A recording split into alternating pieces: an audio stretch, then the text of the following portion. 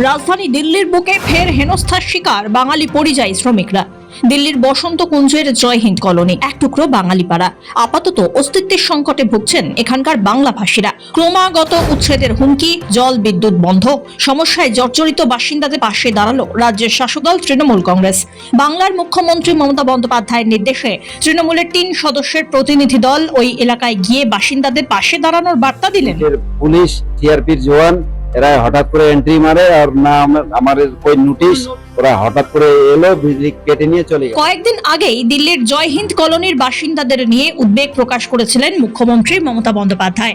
তিনি সোশ্যাল মিডিয়ায় লেখেন, ওই এলাকায় বসবাসকারী একাধিক বাঙালির জল সরবরাহ বন্ধ করে দেওয়া হয়েছে, এমনকি বিদ্যুৎ সরবরাহ বিচ্ছিন্ন করে দেওয়া হয়েছে।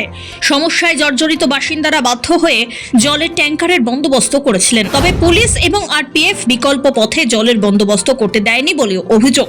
বিজেপি শাসিত দিল্লিতে ইচ্ছাকৃতভাবে বাঙালিদের মৌলিক অধিকার কেড়ে নেওয়া হচ্ছে। তারপরেই দেখা গেল রবিবার সকালবেলায় তৃণমূলের 3 সদস্যের প্রতিনিধি এলাকায় যান। প্রতিনিধি দলে ছিলেন রাজ্যসভার উপদলনেত্রী সাগরিকা ঘোষ, সাংসদ সুখেন্দু শেখর রায় এবং সাকেত গোখলে। এলাকার মানুষের সঙ্গে কথা বলেন তৃণমূলের প্রতিনিধিরা, প্রয়োজনে আইনি সহায়তারও আশ্বাস দেন। প্রতিনিধি দলের সদস্য সুখেন্দু শেখর রায় অভিযোগ করেছেন, দিল্লিতে এমন বহু বসতি রয়েছে, সেগুলিতে কোনো রকম হস্তক্ষেপ করা হচ্ছে না, অথচ শুধুমাত্র বাংলাভাষী বলেই জয় হিন্দ কলোনির বাসিন্দাদের ওপরে অত্যাচার চালানো হচ্ছে। সুখেন্দুর বক্তব্য, বিজেপি শাসিত রাজ্যগুলিতে বাংলাভাষীদের এইভাবেই নিশানা করা হচ্ছে, রীতিমতো অরাজকতা চালানো হচ্ছে।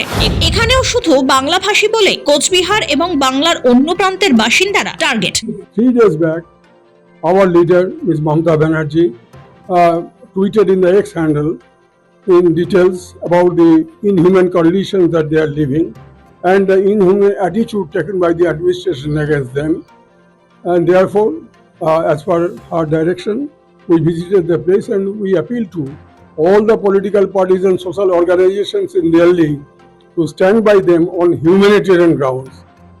Because they are living in subhuman, only because they are speaking Bengali, Bengali speaking people, the authorities are on their feet to initiate all such inhuman action against them.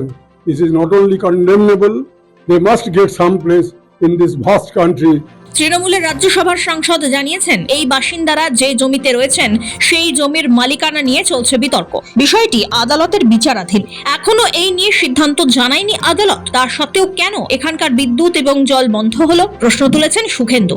তিনি জানিয়েছেন, এখানকার বাসিন্দারা আইনি লড়াই লড়ছেন, সেই লড়াইয়ে প্রয়োজনে সাহায্য করতে পারে তৃণমূল।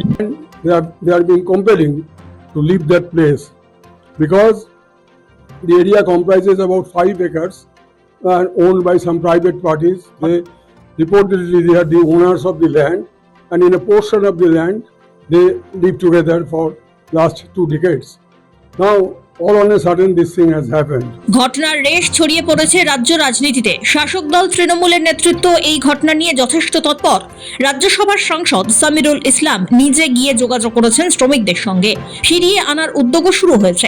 এছাড়াও কেন্দ্রীয় স্বরাষ্ট্রমন্ত্রী অমিত শাহের উদ্দেশ্যে চাপ বাড়াচ্ছে তৃণমূল। বাংলার 2 সাংসদ সামিরুল ইসলাম এবং ইউসুফ পাঠান চিঠি লিখে দিল্লি সহ বিজেপি শাসিত রাজ্যগুলিতে পরিযায়ী শ্রমিকদের নিরাপত্তা নিশ্চিত করার দাবি জানিয়েছেন। যদিও রাজ্যের বিরোধী দলনেতা শুভেন্দু অধিকারী বারবার আটক শ্রমিকদের সঙ্গে রোহিঙ্গা ইস্যু টেনে এনেছেন। সাসপেন্ড করেন তৃণমূল নেতা সুমন কাঞ্জিলালকে, পিএসসির কেন চেয়ারম্যান করেন?